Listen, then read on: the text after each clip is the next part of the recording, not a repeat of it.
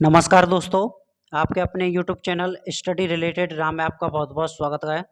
दोस्तों आज है आपका 6 अक्टूबर और 6 अक्टूबर के फर्स्ट शिफ्ट का पेपर समाप्त हो गया है और हम आपके लिए 100% जीके जीएस और साइंस के ऑथेंटिक क्वेश्चन लेकर आए हैं। तो अभी तक आप हमारे चैनल पर नए हो तो प्लीज़ चैनल को सब्सक्राइब कर लें, बगल में जो बेल आइकन है उसको भी प्रेस कर लें ताकि रेलवे की पल पल की अपडेट और आने वाला जो दिल्ली पुलिस का पेपर है उसका एनालाइज भी आपको सबसे पहले मिलता रहे। तो फ्रेंड्स, इस वीडियो में हम बात करने वाले हैं जो आपके रेलवे ग्रुप डी में बार बार क्वेश्चन रिपीट हो रहे हैं। तो चलिए चलते हैं आज की फर्स्ट शिफ्ट में किस तरह के क्वेश्चन पूछे गए हैं। अगर दोस्तों आपका आने वाली शिफ्ट में एग्जाम है तो ये पीडीएफ आपके लिए बहुत ही मोस्ट इम्पोर्टेंट होने वाला है। इस पीडीएफ में हम आपके लिए 2500 प्लस क्वेश्चन जो आपके फेज़ 1 में, फेज़ 2, फेज़ 3 और फेज़ 4 चारों फेज़ों में पूछे गए 2500 प्लस क्वेश्चन है, जिसमें आपके GK GS, current affairs, science में आपके फिजिक्स, केमिस्ट्री, बायोलॉजी, न्यूमेरिकल सहित इसमें 2500 क्वेश्चन दिए गए हैं। ठीक है, इसमें आपके चारों फेज़ों में क्वेश्चन पूछे गए हैं, वो सारे के सारे क्वेश्चन आए हुए हैं। ठीक है, और इसके लिए हमें आपको इस नंबर पर व्हाट्सअप करना पड़ेगा। ये नंबर है हमारा व्हाट्सअप पर हमें मैसेज कीजिए, ये आपको कम से कम मूल्य पर ये प्रोवाइड कर दिया जाएगा। ठीक है, और फ्रेंड्स अब आपके लिए 1000 प्लस मैथ के क्वेश्चन और इसी के साथ दिए जाएंगे। ठीक है, जो आपके रेलवे ग्रुप डी में चारों फेसों में पूछे गए हैं। तो ये क्वेश्चन आपके रियल क्वेश्चन है। आप अगर जिन स्टूडेंटों ने ये पीडीएफ लिया है उनको काफ़ी ज़्यादा हेल्प मिली होगी, क्योंकि इस पीडीएफ से आपसे 14 से 15 क्वेश्चन आपके रिपीटेड क्वेश्चन बार बार पूछे जा रहे हैं। तो एक शिफ्ट में 14 से 15 क्वेश्चन इस पीडीएफ से मिल रहे हैं। ठीक है, तो इस पीडीएफ को जल्दी से जल्दी खरीद लें। ठीक है, इसके लिए हमें इस नंबर पर व्हाट्सअप करें। व्हाट्सअप नंबर है ये हमारा, इस पर मैसेज करके इस पीडीएफ को खरीद सकते हैं। इसमें आपको फेज़ 1, फेज़ 2, फेज़ 3, फेज़ 4 में 2500 प्लस क्वेश्चन और आपके 1000 प्लस क्वेश्चन आपके मैथ के अलग से मिल रहे हैं। ठीक है, तो चलिए चलते हैं आज की फर्स्ट शिफ्ट में किस तरह के क्वेश्चन पूछे गए हैं। इसमें हमारा पहला क्वेश्चन है, औद्योगिक क्षेत्र का विकास किस पंचवर्षीय योजना के अंतर्गत हुआ था?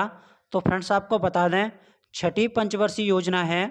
छठी पंचवर्षीय योजना में उच्चतम औद्योगिक विकास दर्ज की गई है, जिसकी जो 11.8% थी। ठीक है, अब आपको बता दें इसमें प्रथम पंचवर्षीय योजना कब स्टार्ट हुई थी? तो आपको बता दें 1951 से 1956 आपकी प्रथम पंचवर्षीय योजना स्टार्ट हुई थी। तो पहली पंचवर्षीय योजना 1951 में शुरू हुई थी, जो मुख्य रूप से प्राथमिक क्षेत्र के विकास पर केंद्रित थी। अगर आपसे आने वाली शिफ्ट में पूछ लिया गया कि प्रथम पंचवर्षीय योजना किस पर विकास ज़्यादा किया था, तो प्राथमिक क्षेत्र पर विकास सबसे ज़्यादा किया था। द्वितीय पंचवर्षीय योजना की बात करते हैं तो 1956 से 1961 आपकी द्वितीय पंचवर्षीय योजना लागू हुई थी। और तीसरी पंचवर्षीय योजना की बात करते हैं तो 1961 से 1966 तक तृतीय पंचवर्षीय योजना लागू हुई थी। ठीक है, चलिए अब आप बात करते हैं प्रथम पंचवर्षीय योजना किस मॉडल पर आधारित थी? तो हैरोल्ड डोमर मॉडल पर ये प्रथम पंचवर्षीय योजना आधारित थी। चलिए अगले क्वेश्चन की बात करते हैं। अगला क्वेश्चन है, मेजर ध्यानचंद पुरस्कार 2021 किसे दिया गया है? तो उसमें ऑप्शन में दिए गए थे नीरज चोपड़ा और आपकी मैरी कॉम, इस तरह के ऑप्शन दिए गए थे। तो आपको बता दें ये 13 व्यक्तियों को दिया गया है मेजर ध्यानचंद पुरस्कार 2021 में। अब किस किस को दिया गया है? नीरज चोपड़ा जो एथलेटिक्स से संबंधित हैं, रवि दहिया कुश्ती, PR श्रीजेश हॉकी से संबंधित हैं, लवलीना गौर बोर्गेहेन मुक्केबाजी से संबंधित हैं, सुनील छेत्री फुटबॉल से संबंधित हैं, मिताली राज ये क्रिकेट से संबंधित हैं, प्रमोद भगत बैडमिंटन, सुमित अंतिल एथलेटिक्स, अवनी लखेरा निशानेबाजी से संबंधित हैं ये। ठीक है, अगले की बात करते हैं, कृष्णा नागर बैडमिंटन से संबंधित हैं, मनीष नरवाल निशानेबाजी से संबंधित हैं, मनप्रीत सिंह ये हॉकी से संबंधित हैं। तो ये व्यक्ति हैं जिन्हें 2021 में मेजर ध्यानचंद पुरस्कार दिया गया है। अगले क्वेश्चन की बात करते हैं। अगला क्वेश्चन है, पंचायती राज किस अनुच्छेद के अंतर्गत आता है? तो आपको बता दें भारतीय संविधान के अनुच्छेद 40 में राज्यों को पंचायतों के गठन का निर्देश दिया गया है। 1993 में संविधान में 73वां संविधान संशोधन अधिनियम 1992 करके पंचायत राज्य संस्था को संवैधानिक मान्यता दी गई है। और आपको बता दें जो आपकी पंचायती राज के कितने स्तर की हैं? तो त्रिस्तरीय हैं। ठीक है, चलिए अगले क्वेश्चन की बात करते हैं। अगला क्वेश्चन है, 1 मई 2021 से 2 से 18 तक के सभी बच्चों को कौन सा कोविड वैक्सीन दिया जाता है? तो आपको बता दें कोविड शील्ड है, वो कौन सा है? कोविड,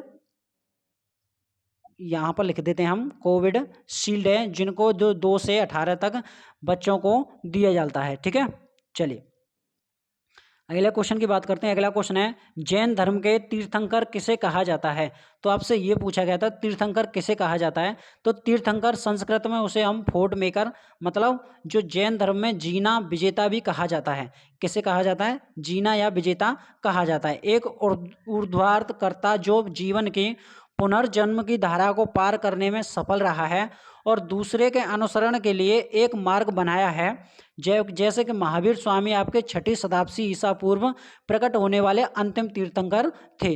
आपसे पूछ लिया गया कि जैन धर्म के 24वें या अंतिम तीर्थंकर कौन है, तो महावीर स्वामी इसका राइट आंसर हो जाएगा। ठीक है, चलिए अगले क्वेश्चन की बात करते हैं। अगला क्वेश्चन है हमारा इसमें, शास्त्रीय भाषा सबसे पहले कब स्टार्ट हुई थी। तो आपको बता दें ये कब एक्ट लागू हुआ था, इस तरह का क्वेश्चन दिया हुआ था। तो ये 2004 में लागू हुआ था। आपको पता है कि तमिल सबसे पहली भाषा कौन सी थी, तमिल भाषा, जो 2004 में जोड़ी गई थी। तो ऑप्शन के हिसाब से आपका राइट आंसर 2004 इसका राइट आंसर हो जाएगा। उसके बाद में आपकी संस्कृत 2005 में जोड़ी गई थी, कन्नड़ 2008 में जोड़ी गई थी, तेलुगु 2008, मलयालम 2013 और उड़िया 2014 में। तो अब तक भारत में 6 शास्त्रीय भाषा हैं। चलिए अगले क्वेश्चन की बात करते हैं। अगला क्वेश्चन पूछा गया था कि फ्रेमिंग के राइट हैंड में तर्जनी और मध्यमा का प्रदर्शित क्या करती है। तो आपको बता दें, जैसे आप पहले बाएं हाथ के नियम को देख लेते हैं। यदि बाएं हाथ के प्रथम 3 उंगलियां एक दूसरे के लंबवत फैलाई जाएं और तर्जनी चुंबकीय क्षेत्र में हो एवं मध्यमा चालन में बहने वाली दिशा। अब आपको बता दें बाएं हाथ की तर्जनी है चुंबकीय क्षेत्र की दिशा को दर्शाती है, और बाएं हाथ के जो आपके मध्यमा है वो चालक की धारा में बहने वाली दिशा को दर्शाती है, और उसके बाद में अंगूठा है, अंगूठा आपका चालक पर लगने वाला चुंबकीय बल को दर्शाता है। तो ये आपका आप बाएं हाथ का हो गया। अब देख लेते हैं दाएं हाथ के नियम को, कि अपने दाएं हाथ के अंगूठे तर्जनी और मध्यमा एक दूसरे के लंबवत हैं।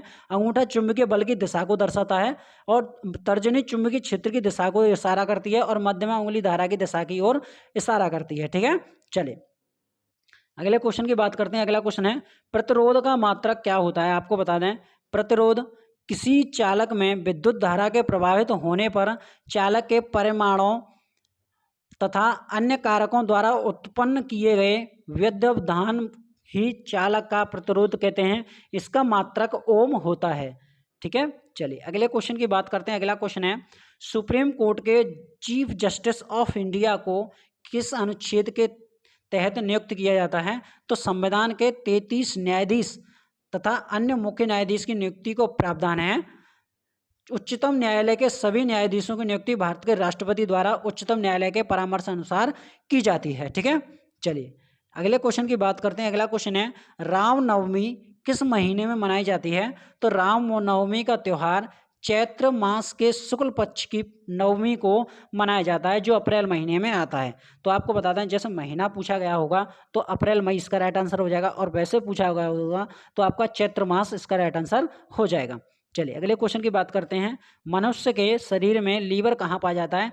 तो ये आपका चित्र अनुसार दिया था, उसमें चित्र दिया गया था और पूछा गया था कि लीवर इसमें कहाँ पाया जाता है। तो आपको बता दें मनुष्य में यह पेट के दाहिने ऊपर हिस्से में डायाफ्राम के नीचे स्थिर होता है और मानव शरीर की सबसे बड़ी ग्रंथि है जो पित्त का निर्माण करती है। ठीक है, अब आपको बता दें जैसे लीवर आपसे पूछा गया कि पित्त का निर्माण कौन करता है, तो आपका लीवर पित्त का निर्माण करता है। चलिए अगले क्वेश्चन की बात करते हैं। अगला क्वेश्चन है राष्ट्रीय महिला सप्ताह कब से कब तक मनाया जाता है। तो आपको बता दें अंतर्राष्ट्रीय महिला दिवस हर वर्ष 8 मार्च विश्व के विभिन्न क्षेत्रों में महिलाओं के प्रति सम्मान, प्रशंसा और प्रेम प्रकट करते हुए महिलाओं के आर्थिक, राजनीतिक और सामाजिक उपलब्धियां एवं कठिनाइयों की सापेक्षता के उपलक्ष्य में उत्सव के तौर पर मनाया जाता है। और आपको बता दें ये पूछा गया था आपका कि किस सप्ताह तक मनाया जाता है। तो 8 मार्च से 15 मार्च के बीच में ये मनाया जाता है। और आपको बता दें 2022 की अंतर्राष्ट्रीय महिला की थीम क्या थी। तो gender equality for a sustainable tomorrow, यानी एक स्थायी कल के लिए आज लैंगिक समानता है। ये 2022 की अंतर्राष्ट्रीय महिला की थीम थी। ठीक है, चलिए तो फ्रेंड्स ये थे क्वेश्चन हमारे जो आपके 6 अक्टूबर की फर्स्ट शिफ्ट में पूछे गए थे।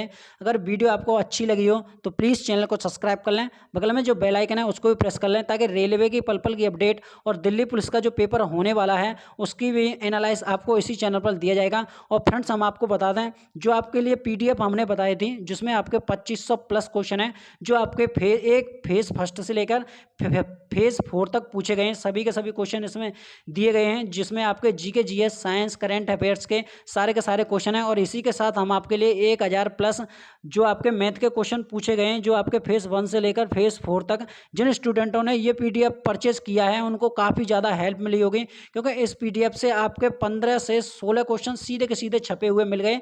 तो इस 15-16 क्वेश्चनों से आपको बहुत ही ज़्यादा लाभ होने वाला है। तो इसको परचेज करने के लिए, खरीदने के लिए हमारा व्हाट्सअप नंबर वीडियो के डिस्क्रिप्शन में लगा हुआ है, वहाँ से हमें मैसेज कीजिए। और इसका प्राइस हमने कम से कम रखा है, ठीक है। मिलते हैं नेक्स्ट वीडियो में, तब तक के लिए जय हिंद, जय भारत।